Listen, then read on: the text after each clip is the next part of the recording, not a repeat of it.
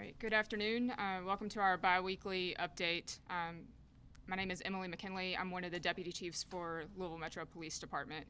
Today I'm going to first go over some crime stats, talk about some progress with some of our crime data that we're seeing early on in 2025.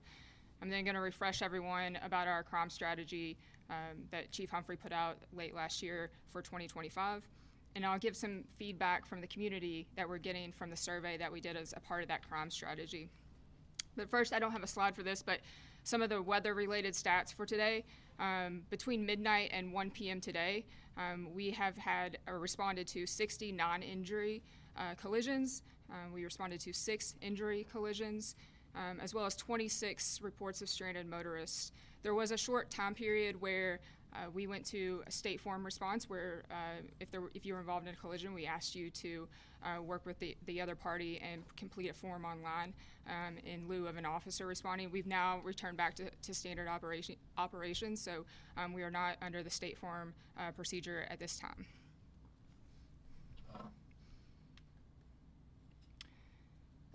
Looking at some stats for early 2025, so far this year we've had 10 criminal homicides compared to 16 this time last year.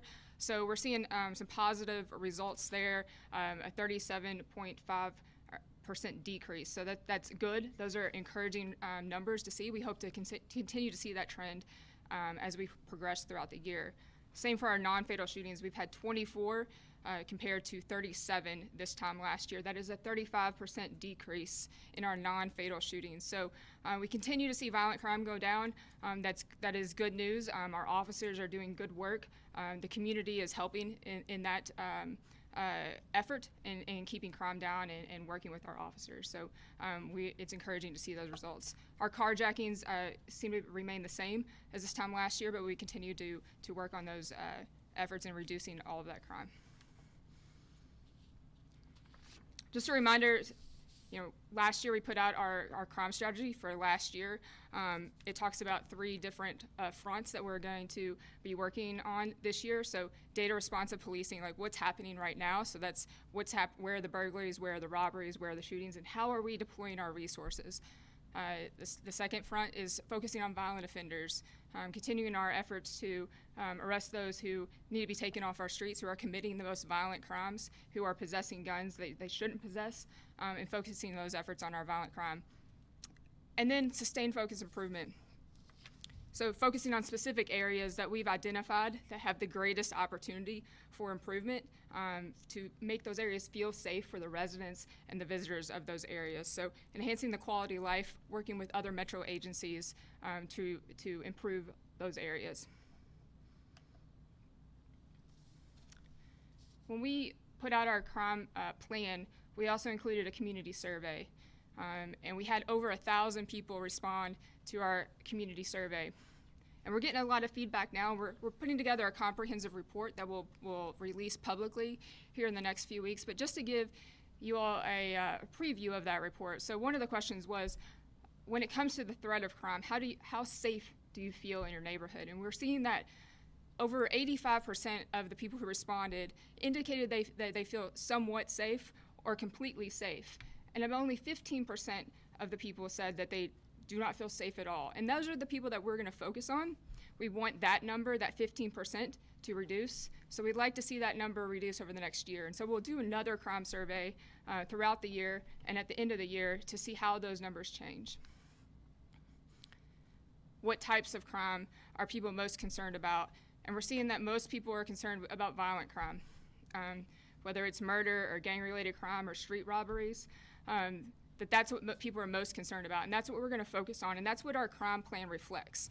And that's how we're going to deploy our resources, that's how we're going to make decisions, and that's what we're going to report on, and that's what we want to see to decrease. Just like we saw with the numbers, with homicides are decreasing, non-fatal shootings are reducing, and so that's what we want to continue to see so that we can drive those numbers down. And then what kind of efforts do community members want to see in Louisville when it comes from efforts from the police department? How do they want, what's the strategies that they want to see? And so most people said they want to see increased police patrols. They want to interact with the police. They want to see the police officers in their neighborhoods. But they also want to see drug abuse prevention programs, and they want to see neighborhood watch programs. And there is another block that says other, and most of that was a combination of all three of those categories. And so working with other metro agencies to make sure that we are providing these services for everyone in our community, because that's what people want to see.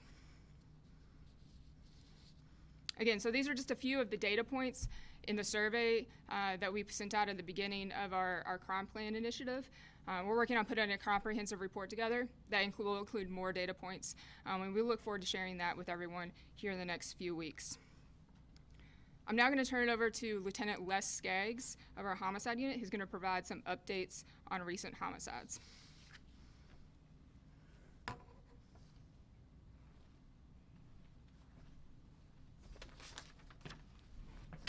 Good afternoon, Lieutenant Les Skaggs, Commander of the LMPD Homicide Unit. I just wanted to reiterate a few of the statistic numbers that Colonel McKinley touched on. We currently in 2025 have 10 criminal homicides. Last year at this time we had 16, so obviously we are at a reduction from the year prior. Wanted to go a little bit further with that. In 2023 at this point we were at 25 criminal homicides, so in a 2-year span, year to date, currently this year we're at 10. In 2023 we were at 25. It is very early in the year, but it is very reassuring to be just about 2 months into the year to have that kind of difference in numbers. That's a huge benefit for us because we're able to focus more time on those cases we have. So I just kind of wanted to reiterate that. A little bit more on 2024. At the end of the year, we had closed 67 cases. And then in 2025, that number of closed 2024 cases has risen to 74. So we have closed 7 additional cases in calendar year 2025 that occurred in 2024. We continue to work these cases diligently. They take a long time to investigate. It takes a lot of resources and a lot of work and effort on our detectives' part to put these cases to a point where they are closed. We continue to ask for patience.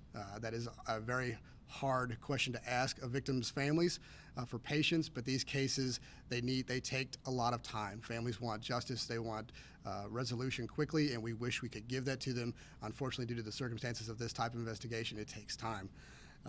In a homicide investigation, the victim is deceased. They cannot tell us who killed them. We have to investigate that crime, find all the facts, and determine beyond a reasonable doubt before we can charge and arrest that person. Many times we have an idea of who is responsible, but we don't have enough information to charge that person and take them into the judicial system. The first-hand witness information is huge for us. Someone who actually saw an incident occur or can tell us something firsthand, they're a beneficial witness to have, and we always encourage that information to come to us. There's 2 cases that I want to touch on that were recent cases. The first occurred yesterday. Our 2nd Division responded to 1351 South 20th Street at approximately 9:26 in the morning on report of a person down inside of a vacant residence. That case is going to be investigated by the homicide unit.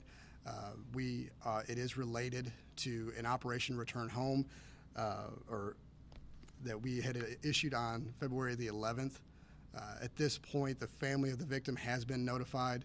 We are going to allow the medical examiner to make the public notification on the identity of that victim.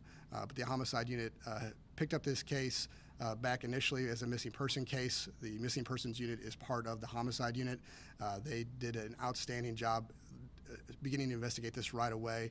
Because of the circumstances of the missing person on February the 11th, that's why the Operation Return Home was put out to social media. Because of the circumstances, it definitely necessitated that kind of involvement. And that unit has continued to work this case and will so until its conclusion.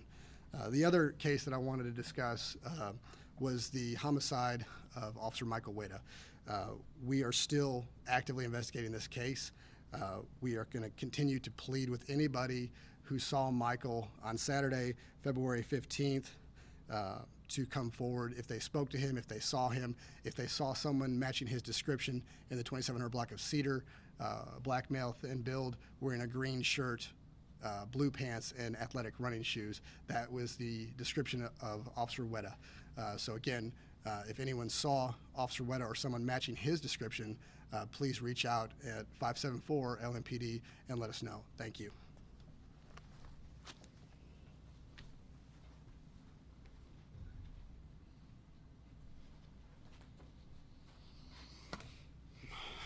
Good afternoon.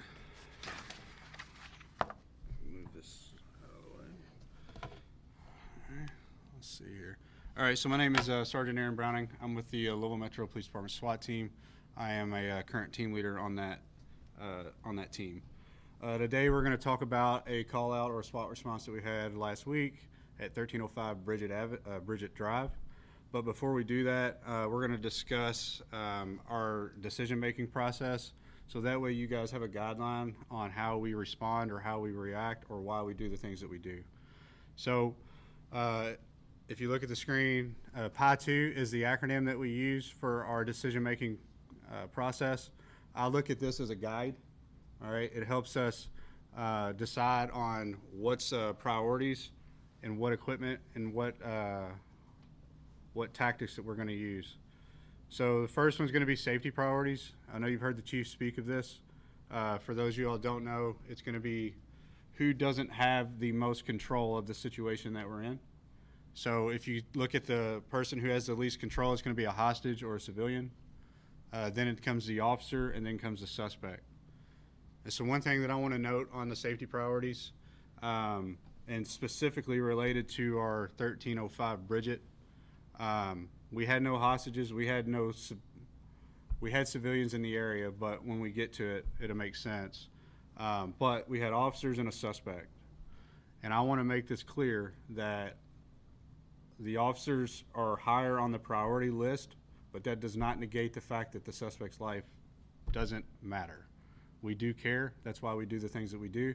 And then I'll explain that here in a little bit. So our next block is going to be intel or information. This is what drives us into making our decision making, all right, or forces us into doing certain things. So, and then next, environment. Environment can affect what we do, especially the tools and tactics, right, or technology. And so the first three are really what focus our mission and drives us inside of our decision making. Obviously, T is for tools, tactics, and technology. So based off the three above, what are we going to apply in this situation? Take into account the safety priorities, how we can save all lives that are involved. And then last, you got your officer instincts and experience. All right. This is extremely important. This is built off being in situations and understanding and training and dealing with certain high-stress situations that we deal with.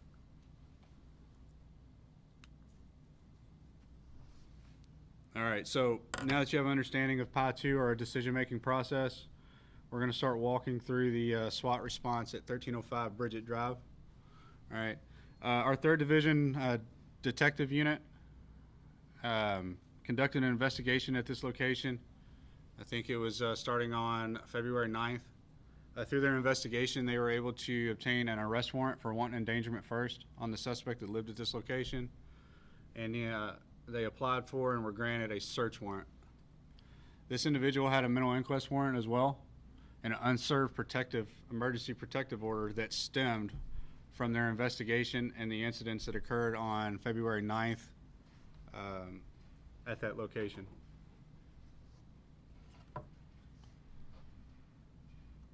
So one thing that I do want to note on this, the reason that we were called, this subject's actions, and we'll get into the intel and information here in a minute, we're starting to escalate, which put the public at risk, which is why we got involved. And that'll make sense here in a minute. So this is what was provided to us prior to us arriving on scene. This suspect was firing into 2 houses on the street with a shotgun. He shot at his neighbor 2 days later with a long gun. The neighbor was standing out on his porch. Information from our investigative unit revealed that the subject was booby trapping the house and yard with explosives, where they even saw him recently with post hole diggers and fresh holes in the yard. The individual had prior military experience, to include sniper experience, and he was a prior employee of a gun range that's locally here. He had a history of drug use and was using methamphetamine, and he was experiencing a mental crisis and had a history of mental illness. And some of the most alarming intel was he had hand grenades, dynamite, and access to automatic weapons inside the house. So when we're working through that, we look at Pi 2, how we attack this problem. So one thing to take into note, we were in an environment that included a neighborhood. So prior to us arriving on scene, you look at the safety priorities. We are looking at, we have civilians involved. So prior to us arriving on scene, we notified them. Our investigative unit did a great job obtaining that information, had that information prior during the planning process. We notified them, hey, we're going to be on scene in this amount of time. Please leave the area.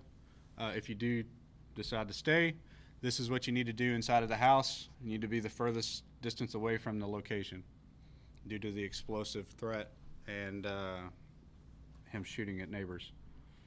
So with that being said, what we had left was the officers and suspects in the area. So with the intel, we decided to move into our tactics, which we conduct a surround and call out. So a lot of our operations are surround and call out. The reason that we use this is we use this so that we can give every subject the opportunity to surrender on their own without having to use any kind of force. All right, it's extremely important to us. And what that consists of, or what that looks like for a surround and call out, is us strategically placing officers around that location that isolate that subject from the community so that he is no longer an immediate threat. All right, so with that being said, we some piece of equipment that we use is an armored vehicle. It is ballistic rated, and it is explosive protection for our officers. The reason that is important is if those officers have ballistic protection and explosive protection, they have the ability to enact or put into place other measures that do not have to be lethal force. And I say that is us taking in the account the suspect's life. All right, so I think that is very important and needs to be pressed upon in this situation. So with the surround and call out being conducted, most of them, actually all of them, start with announcements. All right, again, we're trying to get this individual to walk out the front door on his own accord. All right, that's the best case scenario. That's what we want, especially dealing with explosives, especially with him inside of his house, his stronghold. All right, so announcements were conducted. He had ample amount of time to exit the location, to which he did not. All right, another great thing about the armored vehicle, they have long battering arms on them, which allow us to push open front doors or breach front doors. All right, so after this individual refused to come outside, we utilized the battering arms to push open the front door. What this allows us to do is introduce our technology. Certain technology that we have are robots and drones. In this case, we deployed our drones inside the location. They're interior drones. What this allows us to do is gather more information. More information on the suspect, more information on the layout. Clearly the door wasn't booby-trapped, but that doesn't mean that there's not other booby traps inside. Our drone operators are looking for that. They're also looking for the suspect or any clues of where the suspect might be. So during the operation of the drone, they located a attic space where the ladder had been pulled down, and then also another closed door. All right, this is important because in a surround and call out, we're trying to do everything that we can from outside of the location so that we don't have to push a fight with this individual, especially with the threat of explosives, the mental crisis that this subject was experiencing. He's already shown he's made bad decisions, and we don't want to force another bad decision where we are going to have to force officers to protect themselves. Right? So drone located that closed door. We then decided to use an armored vehicle on the other side of the location to breach the window. All right. a second drone was deployed so that they could look inside and see if the subject was in the front room. So the individual was not in the front room. Another tool that we are going to employ in this situation is chemical agent. The team deployed chemical agent inside the location, and this was an effort to force him to surrender. All right, chemical agent is a great tool. It is another gap between going hands-on with somebody or lethal force. All right, our goal with deploying the chemical agent into the first floor window was to ensure that we could get him to surrender on his own accord, push him out of his stronghold. Keep officers outside, take him into custody, and everything will be good. So, again, he had ample amount of time to exit the location from the door being breached to chemical agent being deployed. While we were waiting for the chemical agent to work or the effects to take place, we received more information from our investigative unit on scene that, from a reliable source, that this subject is suicidal by cop, and he is known to go into the attic to hide. So, with that being said, the team began to, after ample amount of time again for this individual to come out, we started to use the armored vehicle to pull the front of the house out off the location. And what this does is it gives us the ability to see inside. It gives us the ability to clearly operate our equipment, because sometimes equipment fails. It's a tool. It wasn't until the armored vehicle started to breach or push a hole into the attic did we get contact with this individual. All right, so the team made contact with this individual and started to give him instructions. He stated that he wanted to come out, so they gave him instructions to come out down the ladder where he had come. While he was coming out, he placed a rifle on a hook inside the hallway, and we'll show you a picture of that here shortly. So it's important to know that we took all these steps to force him out of his stronghold where he was armed with a rifle. If we would have just sent officers inside there, we would be having a different press conference right now. So we are talking about property damage and the preservation of life. So he was taken into custody without incident. His eyes were burning. We got him medical treatment. Whenever we deploy to a scene, we do have our paramedics that are assigned to us who have emergency medical on standby. So what you're going to see here is 34 rifles, 34, let's just say 34 firearms were recovered, 5 grenades, 1,000 rounds of ammo that were recovered. On the left, you can see a picture of the the hand grenade. In the middle, you will see the rifle that the subject placed on the hook as he was climbing down the attic.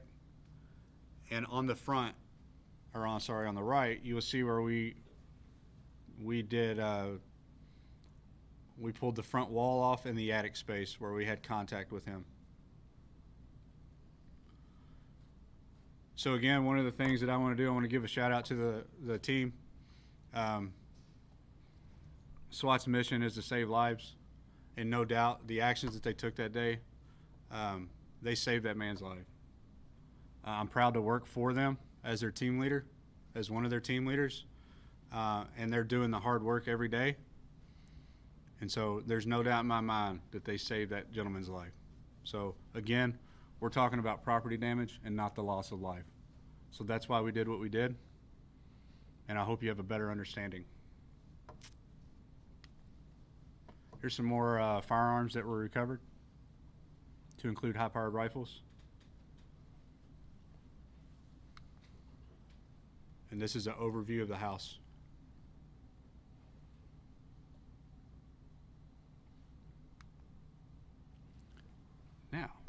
Is there any questions? From anybody, it's both. Anyone can answer this. What do you guys think is, why is violent crime down at this very moment compared to this time last year, and especially compared to this time in 2023? I gotta get my step stool. So the question was, why is violent crime down compared to this time last year, and also compared to this time in 2023? I think having a plan does a lot for officers and the community, having everyone on the same page, understanding what the mission is, holding officers and commanders accountable. We during CompStat, looking at crime data, assessing what the plan is, and this happens weekly with commanders. What's your plan for addressing whatever the problem is in your division? And then coming back the following week or a couple weeks later, talking about what you said you were going to do and what does crime look like now, and then rewarding officers when crime goes down. And then communicating with the community better. I think that goes a long way as well. So we hope to continue to see that trend here in the next few months. So. Do you all believe weather has played an impact in reducing the violent crime, just given what happened in January? We were practically snowed in for a week, and just the cold temperatures and everything like that. Right, yeah. So the question was, do we think that weather plays a role in crime? Absolutely. I think you'll see crime go up in the summer months. However, if you look back at what the weather was this time last year as well as this time in 2023, we did have some snow days and significant snowfall and some cold weather during those months as well. So while we could say that weather has played a role, that's why we compare year to date, and so that we are comparing the same time period, and so we are seeing the trend go down regardless of the weather. The corrections officer that was killed, I know the procession just brought his body back to the funeral home. Do we know any updates of funeral times or how the community can reach out? The question was about the corrections officer and if we have any updates on his funeral or arrangements. We don't have that at this time. Could we talk about, maybe give some more context to why, maybe this is a question for you, Lieutenant Skaggs, about, when there's fewer homicides, it gives you guys more time to solve other cases, and just give a little more context to what that allows for you guys to do. So the question was, when there's fewer homicides, it gives us more time to work those homicides we do have. Is that correct? Mm-hmm. Yes. Anytime that we have fewer homicides, the detectives in the unit are able to focus on that homicide to do the work that needs to be done. A lot of times what happens in the past was we have multiple homicides in a week or several in a day. Those detectives go from basically one scene to the next, and it's just like any other task. When you're replacing this current homicide with now this new homicide and working that scene, they are unable to put the initial time into that homicide that had already occurred. So any time that we have fewer homicides, it definitely allows our detectives a greater chance of solving those homicides because they have more time to focus on them immediately after they occur. Are there any other contributing factors that are helping get these cases solved quicker? Are people more willing to talk? Anything else other than just a little more time? The question was, is there anything else additional that's helping us solve these cases? Very talented detectives that do amazing work continually. Primarily, it's the work that they put in, all hours of the night that they put in. Yes, the community involvement is crucial in helping us solve these crimes because if they witnessed an incident and can tell us about it, then we have an eyewitness that can help us with that. So yes, we've seen assistance from the community, assistance from the department, resources, trust that we are out there, doing what needs to get done and given the leeway to do that is encouraging. And again, the detectives I have in that unit are what I would consider some of the best on the department because of what they give up in their lives, their personal lives, to do a very difficult job, and they do amazing work. Something that you mentioned is that some days you guys go to multiple homicides in a day. I've been to 4 homicides in one day. Are you all holding your breath at all that maybe by the end of next week, at the end of the month, that we go from 10 to 16 because it only takes one bad weekend for those numbers to increase? So the question was, if we obviously have a spike in the future, what that does to our unit. Is that fair? That is always a concern. We have no control over when a homicide occurs. Obviously, it does create challenges and difficulties when we have multiple homicides in a single day. We utilize this time we have now, where we are in a down year with homicides, to focus on not just the 2025 homicides, but the 2024, 23, 22, all those open homicide cases. Those detectives are still working those investigations as well. So it's not just the 10 homicides this year that they're focused on. Detectives in the unit that have been there for several years, they have homicide cases that are years old, and they are working those cases still too. Those cases are not closed. So it's not just the current ones. They carried those older cases as well. And like I said, we have closed 7 cases that occurred in 2024 and 2025. So it's not just this year, but it's the years past when we had a lot of homicides. We're still working on those as well. Unrelated question to everything we've talked about today, but we've had 2 recent cases, one in November, one just yesterday or sometime this week, of adults leaving handguns out, children getting a hold of them, accidentally shooting themselves. Is LMPD encouraging these cases be prosecuted? I know there's not exactly a law that spells out what that person should be charged with if they didn't have a gun, if they didn't have a gun locked up or anything, but is there any work you guys are doing in relation to these cases? So obviously raising awareness that firearms should never be left unsecured. Obviously, there's gun locks, there's gun safes. A firearm should never be left in a location where a child could get that firearm. As it relates to your question, when a child obtains a firearm and unintentionally kills themselves with that firearm, a child that should never have had access to a firearm, we treat that case just like any other case, where we investigate it thoroughly. We document everything that happened with that case, where the gun was, how they were able to gain access to it, and ultimately we take our findings, our case, and we present it to the Commonwealth Attorney, and obviously through consultation with the Commonwealth Attorney, that determination is made if the parent is charged. Obviously, we have to show that that firearm was left in a condition that that child should have never had access to it, but ultimately we investigate the case. We find all the facts that we can. We present that final case to the Commonwealth to make a determination if they want to pursue charges. Are there legislative priorities for LMPD to help lawmakers create some sort of law to address this issue, so it's clear what these individuals, what the consequences are and what they can be charged with? So the question was, are there legislative efforts from LMPD to enhance laws? We've worked pretty closely with the Whitney Strong Foundation, and I know they work closely as far as like gun safety and gun laws. So we support any laws and efforts that they might have on the table to keep people safe. Another thing, in conjunction with the Whitney Strong Foundation, we've worked with the National Shooting Sports Foundation. They have donated thousands of gun locks to LMPD. Every LMPD division and our community resource officers have ample amounts of gun locks that we will give away free if anybody's interested in getting a gun lock or having a gun lock. Not only does it protect kids who find guns or might get a hold of guns, but if your gun is stolen from your house or from a vehicle, which you should never leave your gun in a vehicle, but if it were stolen and it did have a gun lock on it, it would be very difficult for anyone to use that firearm. But gun locks are important not just for kids getting a hold of guns, but suicides.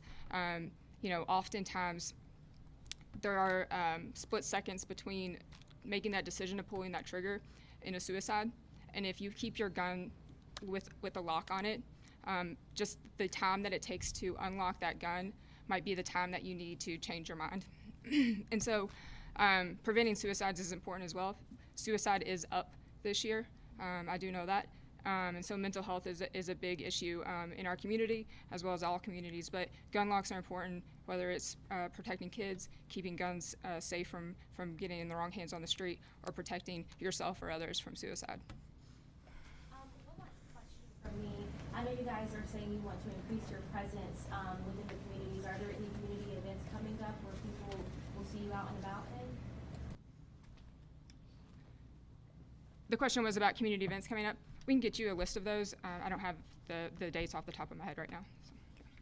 My last question also about those survey results. For the people that said they were more concerned about violent crime, things like that, do you know, were those coming from kind of the same area? Was it scattered across Louisville? Mm-hmm. Do you guys know that? So we do have zip codes that all the survey results came from.